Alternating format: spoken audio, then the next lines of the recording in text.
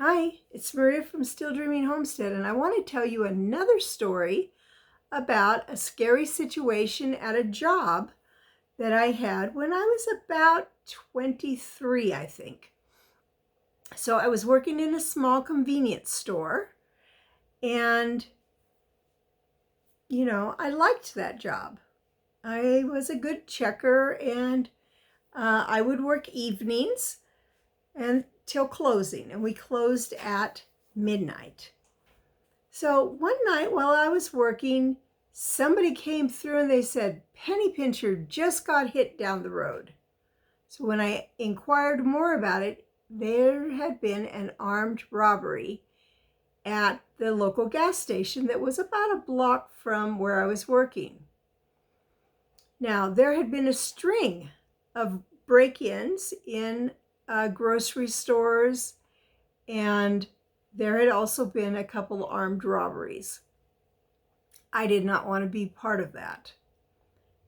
Next thing I know, the police came in, and they were questioning me because when the person had got out of the car to rob the gas station, a receipt had fallen out. They had been at the store I was working on, waited on by me, and it all showed on the receipt, and they had bought some Mad Dog wine from me. So the police wanted to know who I'd sold some Mad Dog to. I had no idea. It was like a Friday night, could have been a Saturday night. I really am not sure at this point.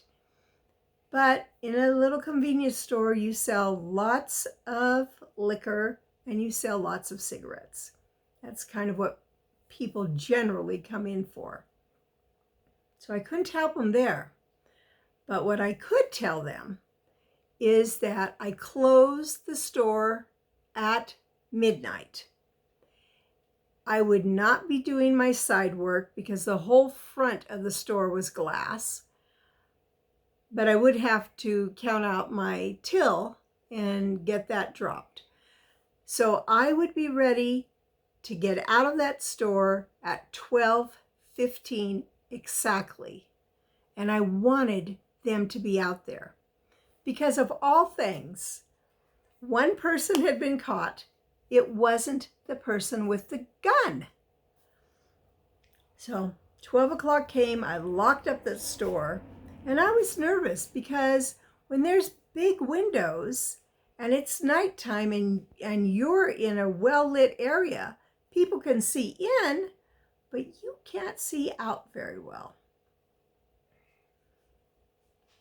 So I took care of the cash, counted out my till and everything, and it was 12:15 exactly. And so I looked out, and there was not a police car in sight.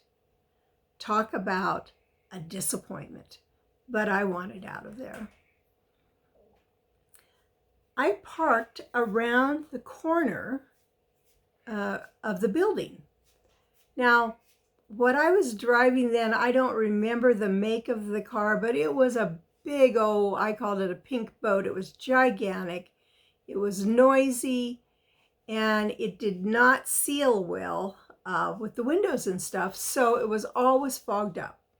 I had to keep a towel inside of the car to wipe down the windshield because it just was so leaky.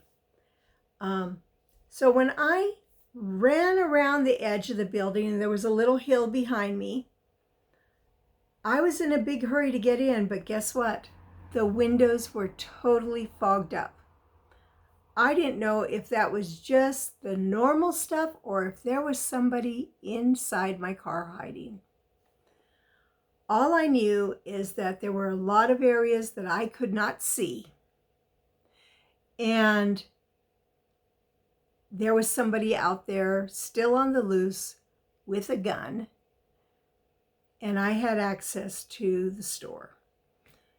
So I just jumped in the car, locked it quickly, turned around, looked in the back to see if anybody was there. Nobody was there. And so I quickly wiped off the windshield and the side windows, and I took off. I was out of there. Now, approximately 5 to 10 minutes later, the police showed up at the store. And the store had been broken into. Somebody had jimmied the door, and they had stolen cigarettes and liquor. They couldn't get any cash because I had already dropped that. I was really thankful that they waited until I left.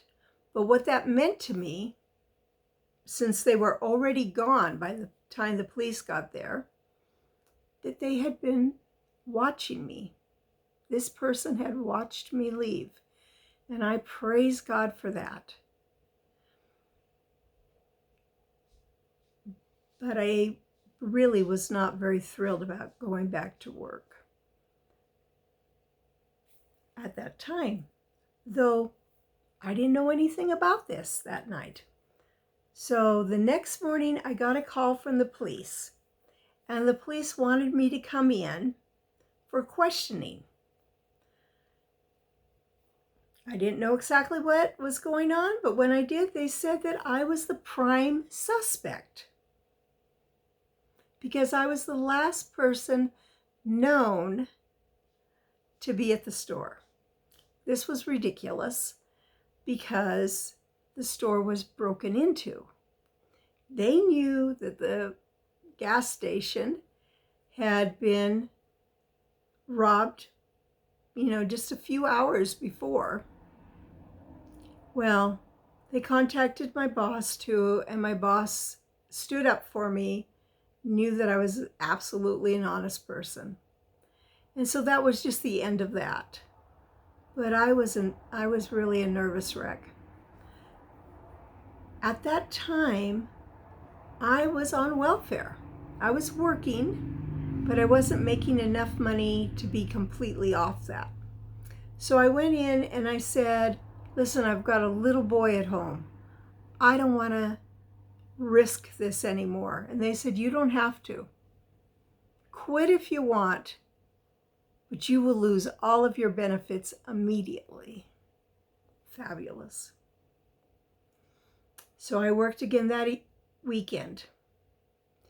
And that weekend, after I'd left, the store was robbed again. This time they broke out the glass front door. And I wasn't brought in for questioning.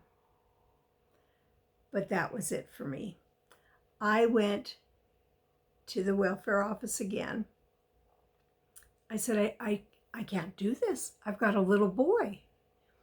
They said, you quit and you lose whatever benefits you have immediately.